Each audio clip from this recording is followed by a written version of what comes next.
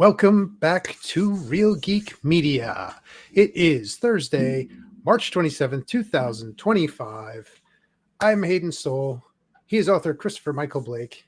This week, we're going to talk about the film that made millions of people fear getting in the ocean. And it changed Hollywood. Maybe the first blockbuster. We're going to talk about Jaws tonight. You sure it was? I thought it was Piranha Double D. We're sticking with our animal, amphibian, whatever you want to call it, horror movies. Coming off the birds, going right into the movie. I watched the one where David Hasselhoff got the big tits. Well, I mean, did you watch the wrong movie? That's possible. So we got Jaws this week, but before we get into Jaws, Christopher, how you doing? Hayden, it's been an amazing March so far. It's funny how many things just kind of came to fruition this month. Nominated for my first ever book award. Yeah, I know. I can't believe it. Congratulations. I had two short stories put into different anthologies. Very nice. And for right now, holding fingers crossed, Crimson Harvest is done again. Ooh. The gift that keeps on giving. I will say this. The people who have read the script seem to like it. I don't know if you saw the article put out by horrornews.net this week. I did see it. Janelle Spiegel was awesome. I really appreciate her. So if she's listening to this, thank you to her and horrornews.net for putting that article up. And, I really meant what I said with that. We kind of came up with some really very creative kills and maybe a few jokey moments in the script as well. And we'll see if they can pull it off. And I'm hoping they can. Excellent. That's great news. That's a great update. Yeah. Great update. And for you baseball lovers, happy opening day. Go Yankees. Yeah. So with that said, let's talk a little bit about Jaws, and we're going to see if this is still considered scary by today's times, or if it's lost a little bit of luster, lost its bite a little bit. Chris, if you want to talk about the plot of this a little. Unlike last week where I had trouble figuring out what the inciting incident was with the birds, this one starts off in the first 3 minutes. Mm-hmm. I mean, it's clear cut. You have a problem. And the problem is you go swimming in this ocean off of Amity, you're liable to end up fish food and getting bitten in half. And that's in the first 3 minutes. You see this girl, she goes swimming. She's skinny dipping in the middle of the night. Her boyfriend, or the guy she's kind of hooking up with, kind of falls asleep on the beach. And they find her body. And what happens? Because, again, they just can't, we're going to call Quinn in at that point. The town and the mayor and even the medical examiner, they all kind of conspire, and they'd be like, well, that could have been a boating accident. That's not jump the gun. We really have to keep this beach open because our livelihoods on this island depend on the revenue brought in by the beaches and the people vacationing here. Yes. And it kind of escalates from there. Yes. A great opening scene. I'm trying to remember the year that I first saw this movie, and I was, I had to be like 7 or 8, maybe being the first time I actually remember seeing this thing. And, by standards from back then, early 80s, you're watching this and you're terrified to go in the ocean, right? Like it legitimately scared you. And like you said, right off the bat, you're fish food, right? It's just killing people, killing swimmers. And it gradually builds. When do we first see the shark in full? It's not till the end of the movie, and it's one of the most brilliant things I can think of, is not showing the bad guy or the monster until the end. I'm glad you brought that up because I was going to bring it up myself. So yeah, that was. I found that watching it again and just kind of, being that we've been doing this together now. Did your kids watch it? No, no, they That, still that they haven't seen watched. it. They have not seen it yet. They have not seen it yet. It will happen though. It will happen. But like when you get to that point, and you know what, I have to take note now because when they do watch it, and just kind of just the way you're just kind of like looking and seeing, you see it swimming, you see it, and you're trying to look like, oh man, I just want to see this thing, and then you, boom, you get it at the end, and you probably have the same reaction that Brody does, you know, where you're just like with the cigarette hanging, and yeah, yep, just like that, just like that. It's so well done. It's so well done. It's funny because Jeff Daniels, who was in Speed, he had to figure out how to die in the movie. He had never died in any of his previous movies, and he was like, I see the timer going down, and I know this is my oh shit moment. And he goes back. We read an interview by the guy who played Brody. Robert Scheider. Roy Schneider. Roy Schneider. Roy Scheider. Yeah. Thank you. I'm brain fart. Thank you. By Roy Schneider. And Schneider says he literally just takes his jowls and sucks them in. And that's how he gets that look. And that's what he did for the movie Speed, is he kind of copied that same. That's interesting. Yeah, I didn't realize that either. Jeff Daniels is such an amazing actor. He is. Brilliant in almost everything he does, even if he doesn't even try. It's like Paul Giamatti. I think he's another guy who can be amazing in so many different roles. But that kind of just if you suck your jowls and your eyes automatically pop open. And I had never heard of that before, and I just think it's brilliant advice for an actor. Tremendous. Yeah, I mean it's pretty cool that he went back to that. But that's how he did that scene where he got the cigarette hanging from his mouth, like, because he just sucked his jowls in. Yeah. And it conveys just the total shock and fear, and like we are in over our heads. As the plot unfolds, and Chief Brody is convinced that this is a shark, and it's not the one that you guys caught, right? It's not that one. It's something more. And we start to get introduced. You know, we've met the mayor, and you ran it down perfectly. You know, our livelihoods depend on the tourists. Okay, we're not shutting the beach. We're about making money. It's the holidays. We're going to make money. Beaches are going to be open. Chief Brody is trying to keep the people safe. He's the new chief. He's just come on board. And, you know, think of the impression that as the townspeople are getting, if you put yourself in their shoes, it's like, is he crazy? What is he doing? You know, because we're being assured that the beaches are safe. It's an interesting, you know, he's like just plucked out of a city. Was it a city cop? New York City. New York City. And what's interesting is it almost appears, going back and rewatching this for the 50th time probably that I did, that when he's sitting at the table talking to Hooper about the things why he left the city, like there was something in the past in New York that kind of drove him out of it, where it was the crime. He couldn't take his kids to school without escorting them himself. It was very kind of like, hey, this New York is like Death Wish. You know, the Charles Bronson version, not the Charles version. You know, yeah. And it's interesting because you're getting that characterization, right?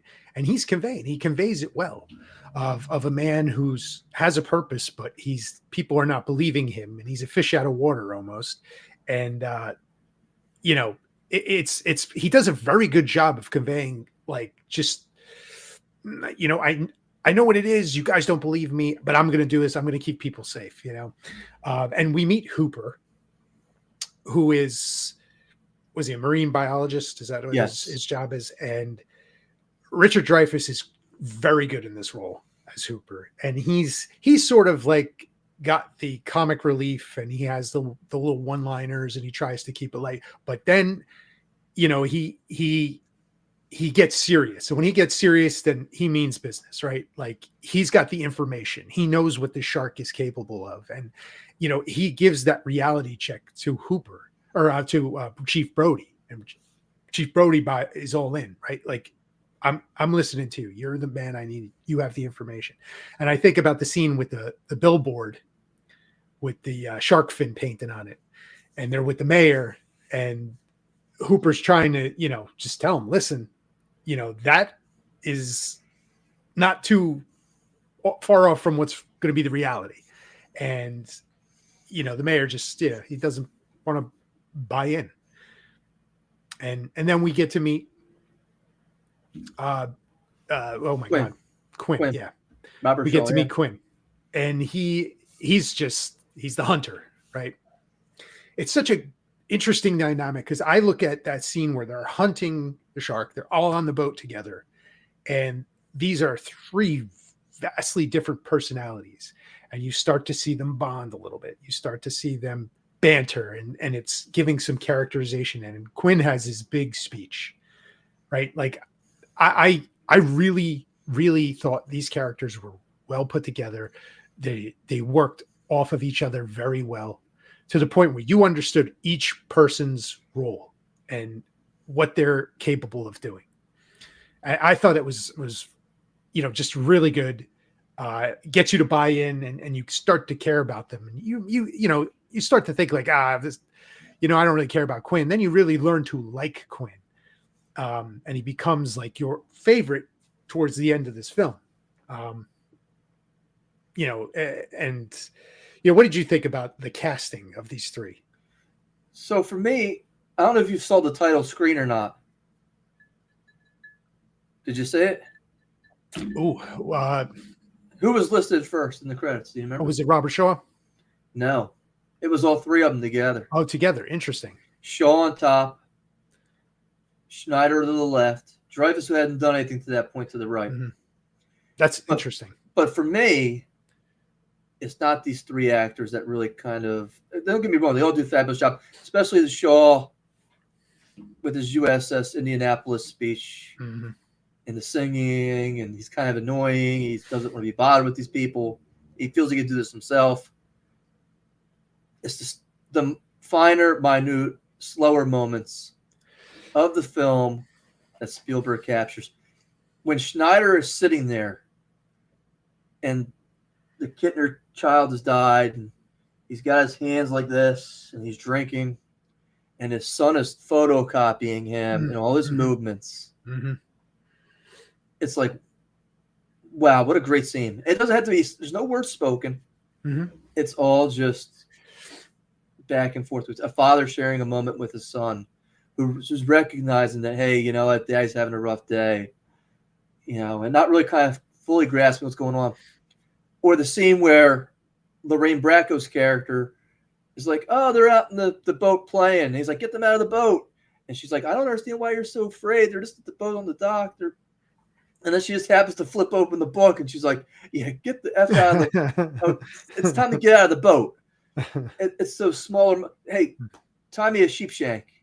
Well, I haven't had the basement, Right, basic seamanship. Yeah, yep. You mentioned the billboard scene. And if you remember, there's the reporter sitting there talking before that. Do you know who that reporter was? Who's that? Peter Benchley. Oh, interesting. Yeah. He's the guy who wrote the book Jaws and wrote the screenplay for it as well. Have you ever read any books by Peter Benchley? No. He had a very weird one out a while ago, back in the 80s. It was originally called White Shark, then they renamed it Creature. The premise for the book is that during World War II, the Nazis were experimenting on people, soldiers, to make them super soldiers, and that in the submarine, one of them gets loose, and he now has gills, and he can now walk on land because he's part shark. And he ends up in the East Coast, going around basically ripping people in half because he's a Nazi shark. I'm not kidding. This is the premise for the book. Interesting. It's not the best, but it was turned into a TV film starring Greg T. Nelson. Yes, that was a decent enough movie. Actor. Yeah. I like Craig T. Nelson. Probably, cashed in after Poltergeist, I'm thinking, sure. Yeah. But again, so for me, it's the more finer, minute parts of the film. But obviously, it's the shark who's the main attraction here. Everybody wants to see the shark. And by the way, don't ever put Matt Hooper out in center field. The guy will drop anything you throw to him. He can't catch anything. He drops the shark tooth. he drops the. I mean, granted, if a shark was coming at me, am I gonna hold on to that pole with the corkscrew? No, I'd probably not either. But we've seen his rep before. I'm not putting him out in left field during the playoffs. I can tell you that. Nope. Okay, so that's just my guess, though.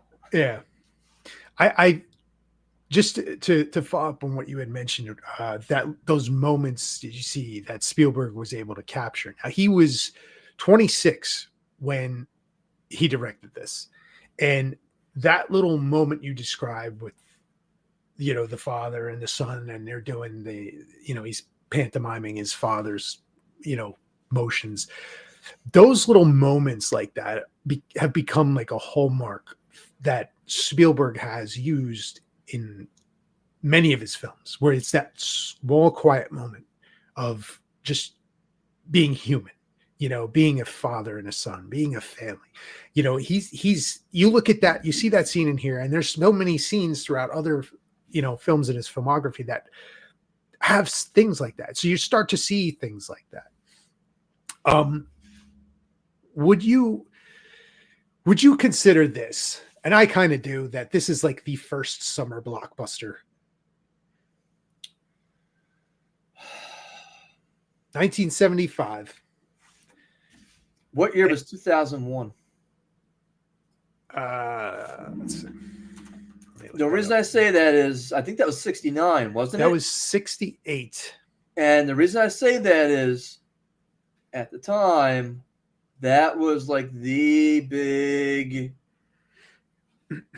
movie. Well, let me say this. The Academy Awards it won and everything else. I don't know if it came out in the summer or not. It came out in April. Okay, in 68. so not quite. And Jaws was in June.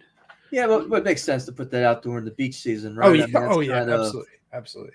You know, but I would almost think that if I had to, again, I'm just playing devil's advocate. Was 2000 again? I didn't particularly like 2001. I think that the monoliths are pretty cool, but other than that, you know, it's maybe kind of warning us about AI. But sure, yeah, I just, for me, it's just it doesn't compare to Jaws. Jaws is by far one of the best films. I mean, Spielberg's just an amazing director. I mean, Munich. I mean, we're reviewing that film later this year, aren't we? Yes, we're doing Munich later this year. It's just one of my favorites. I mean, just when I saw it, I was blown away watching that movie. I was breathless watching Munich. And you have to remember, this is all pre-CGI too.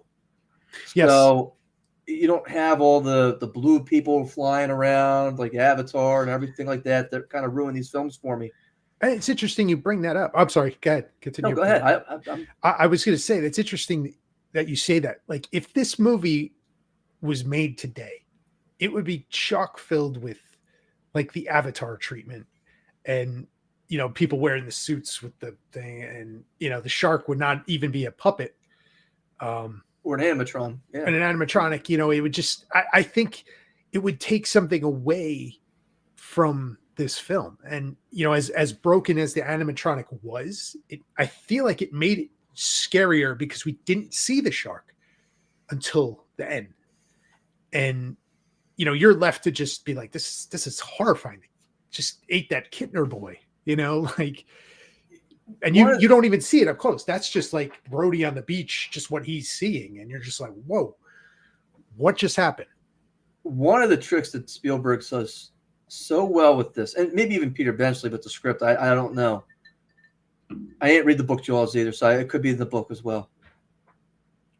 And it works with bad guys all the time in script writing and in book writing.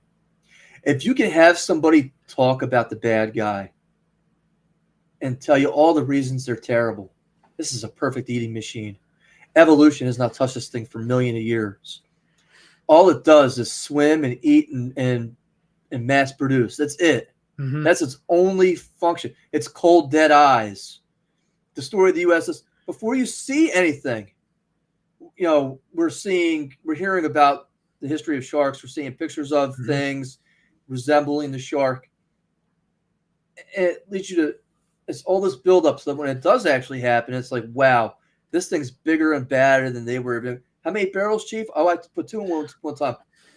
Well, now we're up to 3 or 4. And now we got the tracking device. Now it's still attacking the ship. Oh, it went under. I mean, this one's either very smart or very dumb. We can't figure out. Next thing you know, he's sinking the boat. Mm-hmm. So it's like they were talking about this bad guy the whole way. And then when the payoff came, and obviously they did a great job. I almost came and tell that's a fake shark. Yeah. I couldn't tell. It's so well done because it doesn't linger on it long enough for you to really scrutinize. It's just enough for you to be like, "Ooh, that's no good. Get out of there. Get out of there." You know. Yeah. And all of that build up and those moments where we think we got it licked, we think we got it, and now it's, like you said, another barrel. And now it's pulling the barrels underwater and it's staying underwater. And you're just like, as an audience member, you're like, how are they going to get out of this? Right? Like, they're not walking away from this at this point. Like, they're all going to be killed. So as an audience member, you're fully invested. Like, oh my God, these characters, like, how are they going to save the day? Like, what is going to happen here? And a dramatic ending of like the tank in the shark's mouth. And he takes the shot with the one-liner, smile for me. Yes, smile, you son of a bitch. Yeah. Yes. Is there any doubt that Quint's character is Captain Ahab at that point? No, I'm serious. He's on with the Captain Ahab. He lost his leg, and now he's on for the great white whale. Here's the great white shark. All his friends have died. He's a shark hunter by profession. I mean, there's no doubt that influenced what he was doing in a seaman. Mm-hmm. And now here it is. This is like the test. Yeah. This is like the one. He wants to do it by himself. He didn't want anybody to go with him. He wants to do this by himself. And he would not listen to anyone. Do any of these guys actually know? I mean, Brody's running around almost chopping Hooper's legs off. I mean, getting tangled in the ropes. I mean, Hooper wants to climb in the cage. Man goes into cage. Yeah. Cage goes into water. Yeah, exactly. Shark's in the water. Cage? Yeah. Or shark. Oh my God. Maybe not the best of ideas. But I don't think that there's any mistaking that parallel when it was written, for sure. Yeah. That this was the Captain Ahab for the story. Yeah. John Williams' score. Yes. Incredibly iconic, in a string of iconic scores that John Williams has done through his career. This is up there with like top 3, maybe even the best. Just that theme, the dun dun and the gradual build, and it's just throughout the movie. When you hear it, it's coming. You know what's going to happen. You do that out in public. Everybody knows what that is. They play that at baseball stadiums when there's 2 strikes on people. It's so well known and iconic. And this 1975. I don't know how old John Williams was when he composed this, but like, talk about a genius composer who, just one after the other, just memorable scores from films, from back then to, what I mean, he scored the Star Wars. I think he scored the Indiana Jones. He did that. Yep, both. The recent one. Like he has a passion for characters and those types of films, and it comes out in the scores that he produces. This one is just tremendous, unforgettable. Yeah, I don't disagree with you one bit. It's just he's amazing. I mean, but anything that him and Spielberg have collaborated on, yes, can we fault any of it? I mean, I can nitpick on some CGI and Indiana Jones here and there, maybe some of the action scenes, but is he not an iconic character? Is he not? It's the same thing. It's just and with Spielberg, like, just. Was this his second film? I don't remember what the first one was. It was the one with the horror movie. The truck. Was that not Drive? It was. What was that called? Oh, I forget. Again, I've seen the movie. Yeah. It's okay. I wouldn't say it's iconic. I would almost say it's forgettable if he doesn't come out with this one afterwards. Right. Duel. Duel, yes. So he did Duel. Road Rage on Firelight, yeah. Duel, The Sugarland Express. Then he did Jaws, and then it was just E.T. and classic after classic. Take out 1941, but classic after classic. And you could tell, you could see it, right? Like you could see he had these things and these moments, and he was able to tell a story and build a story. And it shows in Jaws. You care about these characters, these very diverse characters, very different personalities. You care about each one of them. And, he weaves this magic in so many of his films that he could tell a story very well. And like, if you just go through the list, like we had just said, E.T., Close Encounters, Raiders. I forgot about Close Encounters. Yeah. I mean, even his, like some of the more serious ones, like Color Purple, Empire of the Sun. I have not seen Empire of the Sun. I still. Really? I know Christian Bale's in there as a youngster. I know that. Yeah, and you could almost say like Jaws in a way. Like you could see, like you get Jurassic Park, right, where it's the dinosaurs, and this was the shark, and there's like some similar themes in there with the horror and the adventure. And that's like, would you consider this movie horror, adventure, thriller, or it kind of ties all of them? I think horror is kind of what people think, but it's an adventure. You're on this ocean, you're hunting a shark, it's a thriller of when's it going to attack? It's just a surprise. We're not even going to see it. I mean, it just in and out of different genres, and it just ties together so well. I don't disagree with you. I think this is horror. Anytime you're killing little kids, you got naked girls running around, even though it was all kind of shadowed out, because they wanted to keep that PG rating at the time.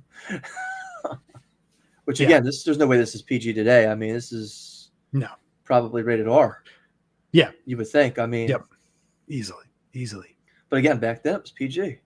Everything was PG. It was there was no PG-13 at the time. No, so it was either R, or PG, or X, or G. Yeah, that was it. Yeah, I mean, but no, I don't disagree with you. And the other thing I wanted to say was talk about the CGI for the film, because again, there was none. Think about like Deep Blue Sea. Mm-hmm. Thomas Jane, LL Cool J, the girl whose name I can't ever recall, Samuel L. Jackson, and the shark. I love that movie too. It's not bad. It's not terrible. I walked out of the theater seeing that because again, it was a summer blockbuster film. Mm-hmm. See, that was pretty good. I really liked that. Yeah. But let's face it, the shark was not even close to realistic looking. No. And what really got you over was the characters. The sense that, hey, we're trapped down here. We got to kind of climb up, and the shark eat the parrot, and okay. Yeah. Oh, cool. Samuel L's giving this tremendous dialogue. All right, let's get out of here, and the shark just jumps out. And that scene, I still remember. Where I was like, whoa, that was a good scene. That was a good scene because nobody was expecting that to happen. But again, I was like, that's kind of not very realistic. I mean, you look at Quint getting eaten up by the shark, and it starts with his legs, and it's working its way up his body. Horrifying. Compared to Deep Blue Sea, where it's just the shark just comes up and snatches him, and I'm like, okay, those are smart robot, sharks. Yes, they're the anti-Alzheimer sharks. Yeah, so I mean, I don't. Can we not give Can we not give history's greatest killer an edge intellectually wise? I don't know. Maybe not a good idea. Maybe we shouldn't do that. So Hayden, give me your final verdict on Jaws here. Well, better than the birds last week, or not? Or you still got something more you want to cover? Yeah, I just want to say, like, looking at it in today's lens, and I think why it still works for me is it has some real world, like, fear-based things, tension everybody's experienced this. Everybody's experienced tension, right? Building things, real world fears. People are scared of the ocean. People are scared of sharks, right? That will still hit with somebody today that it did back in 1975, all through the 80s when, we were kids watching it. That's why I think this movie still does work. I feel like it's perfectly paced, right? It when it slows down, you're still listening and looking and trying to learn like what is happening, right? It's not a movie that is like, this is the first one that skips through my head. Is this the second Matrix movie where I will skip to the chateau fight and the three-way chase, and that's all I need to watch, right? This movie's not that, right? This movie is I need to watch. I'm invested. I'm not looking away, right? Even when it slows down and even when it slowly builds back up, where you're just like, oh my god, like what's going to happen? I still think it works today. And to give you my final rating, masterpiece. This is a 5 out of 5. It's a masterpiece. It will stand the test of time. It's brilliant film. So I got 2 comments. I don't disagree with anything you said. I think this is one of the movies that I probably watch maybe once every year, maybe once every 2 years. If it's on 4th of July or weekend. 4th of July weekend. I'm watching it. Usually if it's on TV, I'm watching it. I'll just stop what I'm doing. I'll put it on. The second, Hayden, is we really need to come up with our Seagull script from weeks ago. I don't say that lightly. I think that we have a winner there. No one else is doing this kind of stuff right now. That's true. And I'm just saying we need to go to Starbucks or to Barnes & Nobles and sit there and hash this thing out and write this thing. Not wrong. As bad as it's going to be, the worse it is. Look, it's Toxic Avenger steroid seagulls. There you go.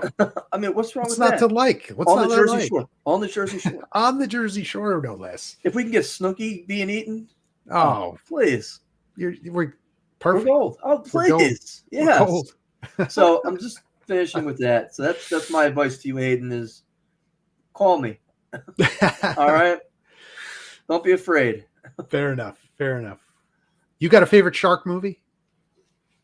That was it, basically. I mean, yeah. I mean, look, it's it for me too. This and then Deep Blue Sea, and that's really. I mean, have you ever seen Sharknado? I have, and it is what it is. I will not invest one moment in that movie. Yeah, because I feel like it's time that I'm not getting back in my life.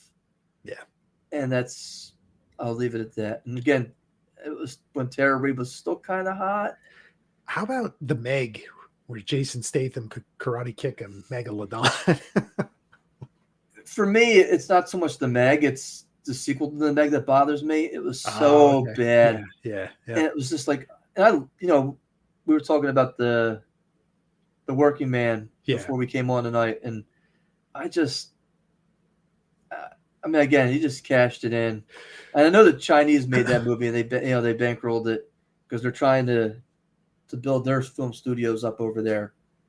But man, was that terrible! It was just, they got a hit, and they said, "All right, let's pay them." I hope we got paid a lot. There you go, Christopher. What do we have on deck? Hayden, is your business looking for an affordable way to gain and attract new clients? Yes. Hire the Shark Hunters here at Real Geek Media Entertainment for your podcast and website needs. If you want to advertise, this is the place to do it. Now, Quint was asking for what, $15,000 in the movie? It's something like that. New rates here tonight on RealGeekMedia.com. Oh, write it down. $14,999. It's a steal. And we will send Hayden to your house for the weekend. Look, however he comes back is however he comes back. Just cash on delivery for me. Please COD, please. All right. Oh man. No, Hayden, it's $30. And again, you're getting 2 episodes back to back, because as soon as we finish this one, we do the Let's Get Weird episode where we talk about the current news and tell funny stories and tell more jokes. And then you're getting our website on top of that. Hayden, tell us where we broadcast at. Where can you see Real Geek Media? We're on Paranormal 24/7. We're here on X. We're here on YouTube. We're here on Twitch. We're on RSS. We are everywhere. I don't disagree with that assessment. It's like every time you look under the bed, there's the bald guy and the furry guy sitting under there looking back at you, asking for the handout. That's really what it is, right? I mean, Yeah, look, there you go. it's a handout, right? Fair enough. I mean, look, it's like, Fair hey, enough. you like our content? Hit the donate here button. There you go. You know, There if you you go. really like me, you buy a book. Listen, You know about trespass against us? I know, I can't help myself. Show me the money. If there was Cuba Gooding was here, I'd be like, show me the money. Oh yeah, we got to get Cuba in there. Oh man. Go ahead, Hayden. You were saying? No, what do we have on deck for next for 2 weeks from now?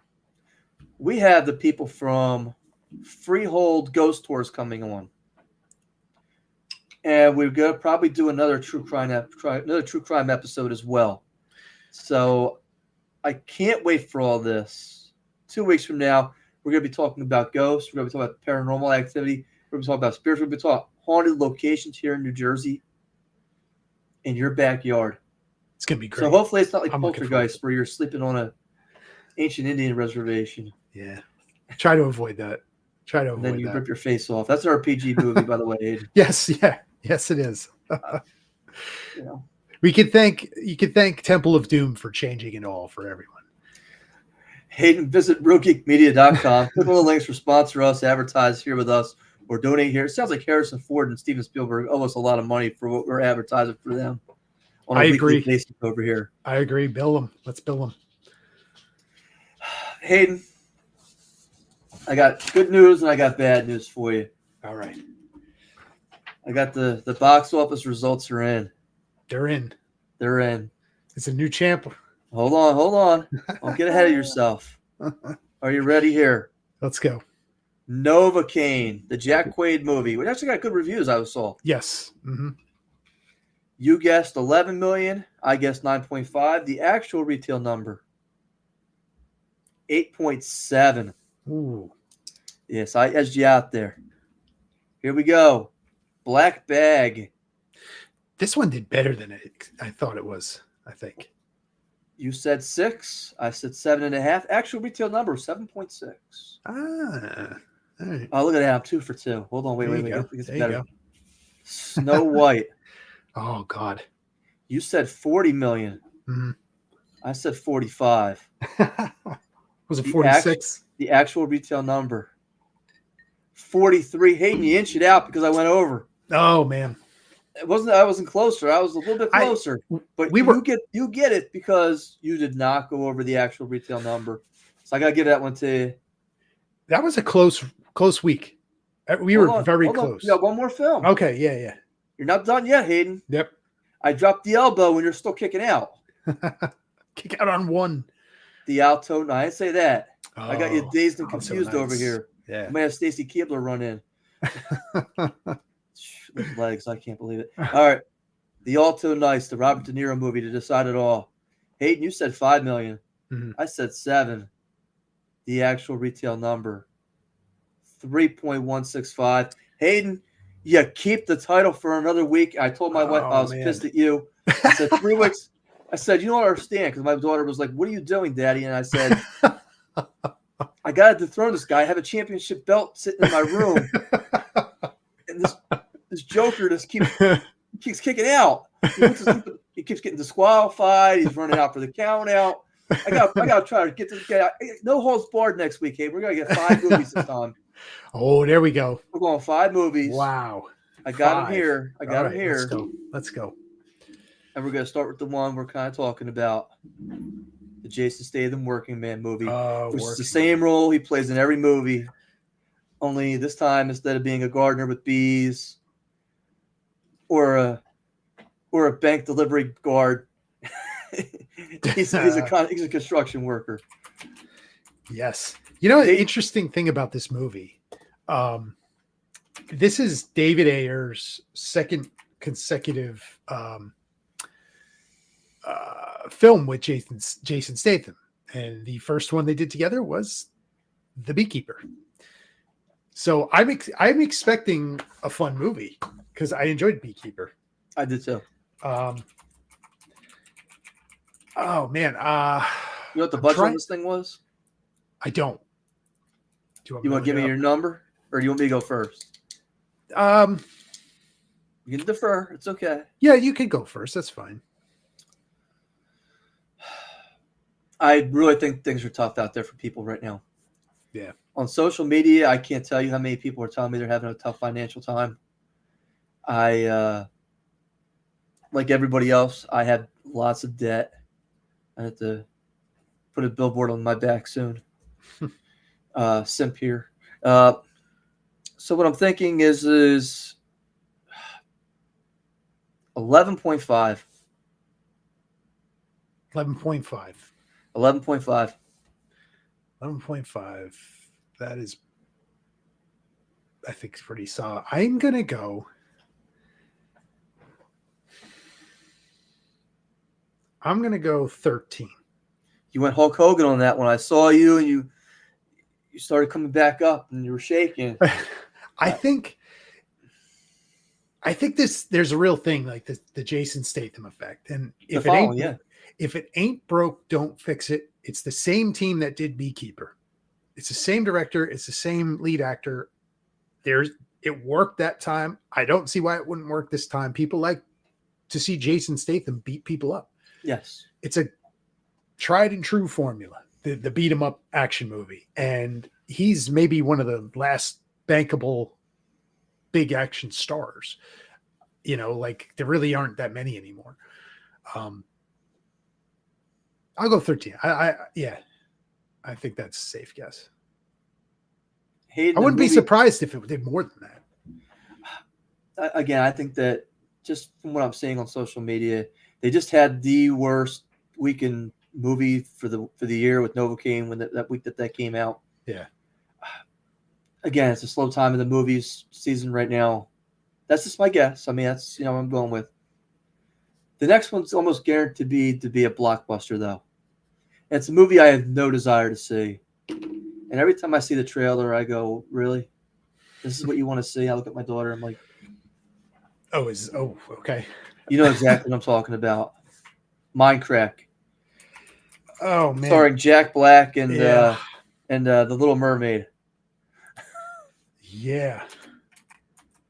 I don't know, man. Give me the number, Hayden. This thing. It looks like it would bomb. However, you get a big following from these kids, it's a man. Huge following. All right, let's go. What did Snow White do? 46? 43. This will appeal to young boys, whereas Snow White wouldn't. So I'm and girls. I think it'll appeal to girls too. Oh yeah, girls too. But where boys are not going to want to go see Snow White. Boys and girls will both go see. Oh yeah, I'll go see Minecraft. So I'm going to go higher than Snow White. I'm going to go 53. Okay. It's probably a case of big opening weekend and then just crash and burn. But I don't know. It depends. If it gets good word of mouth. Yeah. I mean, what's the next kid movie that's kind of coming out? That's a good question. I mean, maybe till the summertime. I could see this being in the theaters for 2 months. One of those films that just kind of lingers. Hangs around. I don't think you're wrong with that 53 million. As much as it pains me, and my kidneys hurt just thinking about it. I'm like, oh, can I go to sleep for 2 hours instead of watching this? I really just have no desire. And yet I'm going to be there. I know it. Maybe not opening weekend, but soon after. Yeah.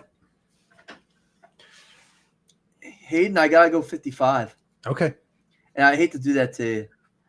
I think we're competing at that point. I think we're right in the ballpark with it. I think we really are. This next one's tough, Hayden.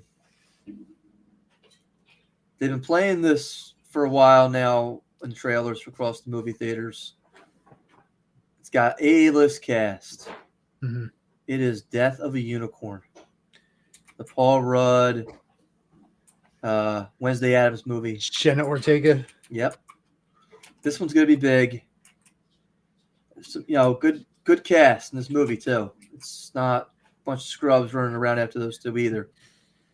What is this rated? What is it rated? It's got to be R, right? I mean, anytime you're talking about killing children's pets to get their magical lifelong property, that's what the basic premise of the movie is. I just gotta see. I just want to say, Death of a Unicorn. Rated R. Okay. All right. Officially rated R. I'm gonna give you my number. Okay.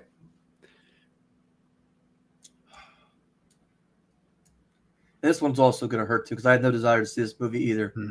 Because it looks like somebody just went out to the Hollywood studios and said Unicorn and Paul Rudd and Jenna Ortega. Put them in a movie, quick. Yes, do it. Do it now. Is there any way this is possibly any good? It's a good question. I don't know. I'm gonna say 18, and I think it's that again, you got a big cast for this thing. Unicorns kind of appeal to females, or you can get some guys in there because of the action sequences. Paul Rudd's comedic relief. 18. Okay. Again, not gonna get the kids in there because it's R-rated, so you gotta kind of dial it back a bit for that.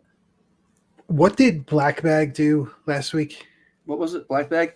7.6. Now you gotta think that this has been heavily promoted as where Black Bag was not. And Novocaine was like 8. 8.7. Again, it was one of the worst weeks. But again, Novocaine even wasn't even promoted that heavily. I'm just trying to kind of get a feel for like the R-rated audience.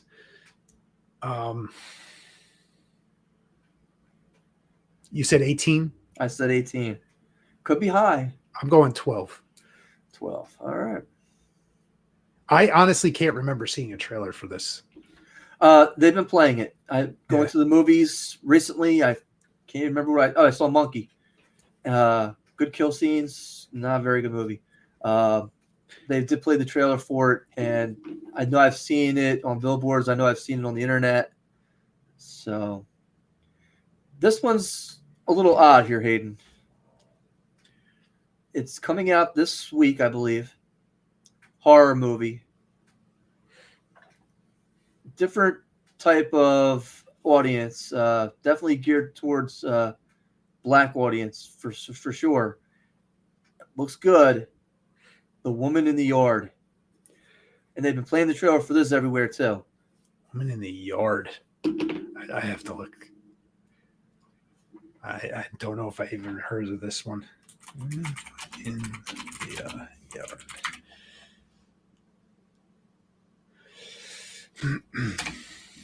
Woman in the Yard. I know if it wasn't for the Yankees, you'd been paying attention to all this.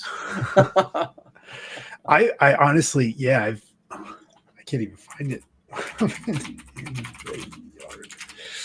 There it is. Okay. Woman in the Yard. What is this? Okay. Triple one stars. Read it out loud, man. Give us the breakdown. Okay, here we go. Right.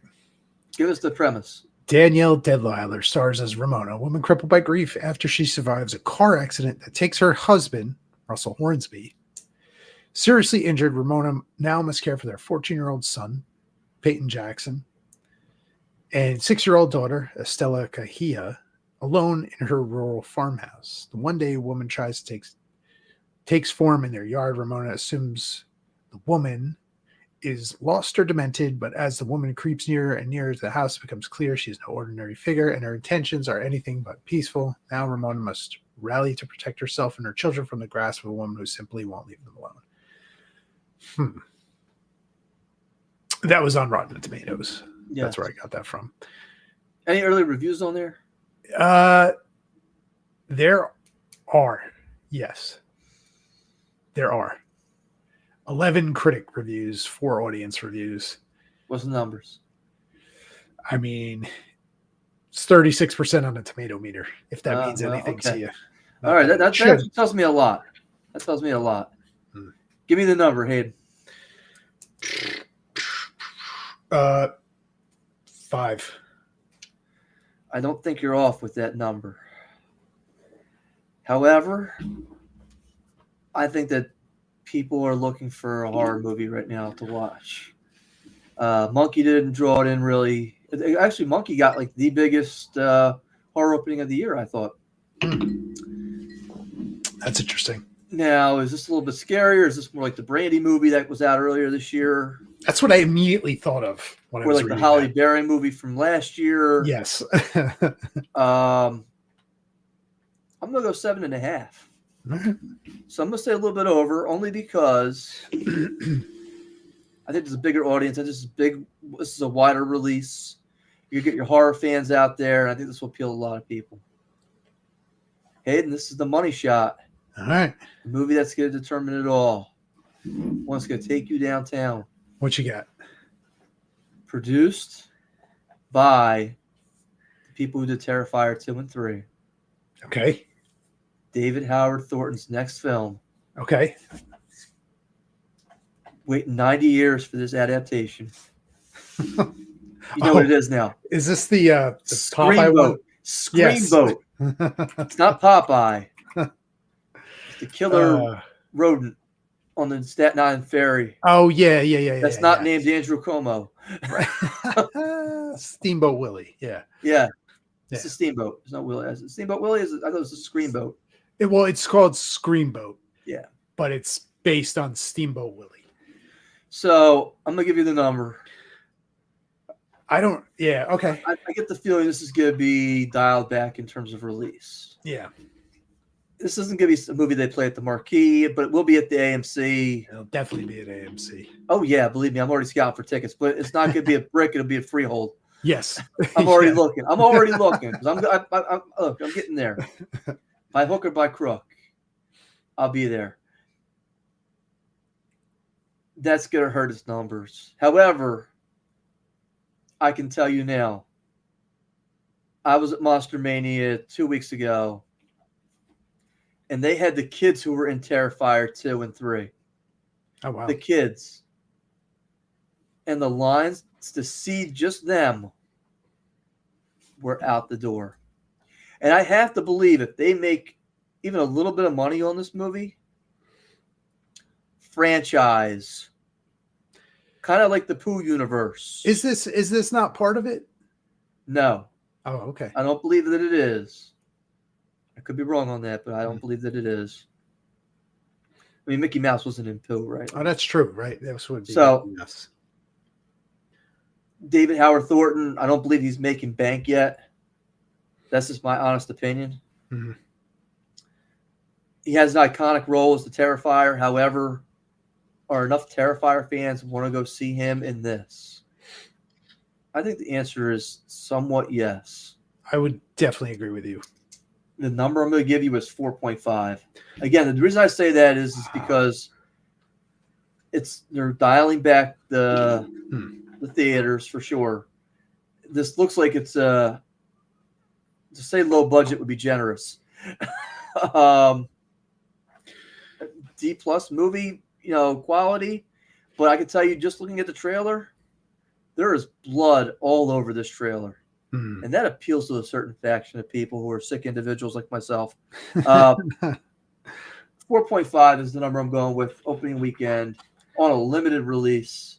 I think this is going to be a hell of a surprise. I bet this wasn't made for more than $2 or $3 million as a guess. And that once they make that money back and get into that $10, $12 million range, they're already eyeing up the sequel. Get Thornton back in that chair and put the rat outfit back on him. It's interesting because when these movies come up, like the Pooh Universe ones, we say the same thing. You just said it.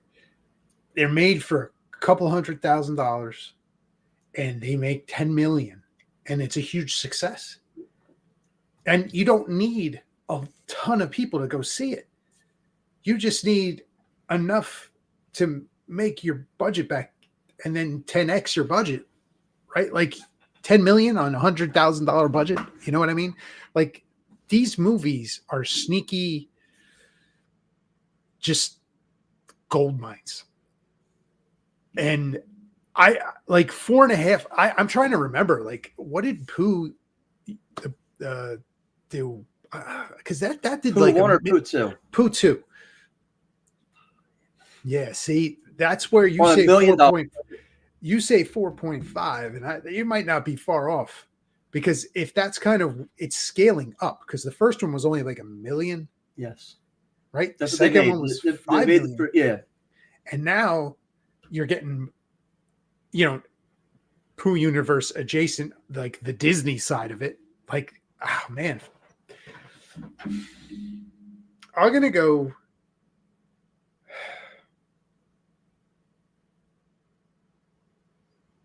I'll give you a little space. I'll go 3.5 just to give you Oh, I thought you would have gone over. No, I think it's going to go under, but Okay. I think it's still going to do well on a limited release. Can I just tell a quick joke real quick? Go for it. I wouldn't be shocked if that was filmed on the boat that Pete Davidson brought. The ferry that he bought, he can't use. He's like, oh, this thing's falling apart. I bet you they filmed that there. There you go. Just a guess. There you go. All right. Hayden, let's get geared up. Yeah. I that's a good list. That's a good. I don't know, man. We're still pretty close. We're still pretty close. Look, I got you running. I'm going to go to the top of the hell of cell and drop you off the announcing table. That's it. Mankind through the table. Yeah. All right. Well, we thank you guys for joining us and listening to our thoughts on Jaws and the box office battle that continues. We will be back with we're doing what are we doing this week? We're doing Let's Get Weird this week. We'll be back with that. And we will see you in 2 weeks to talk with some ghost tours and some true crime. So stick around. We'll be right back. Thank you.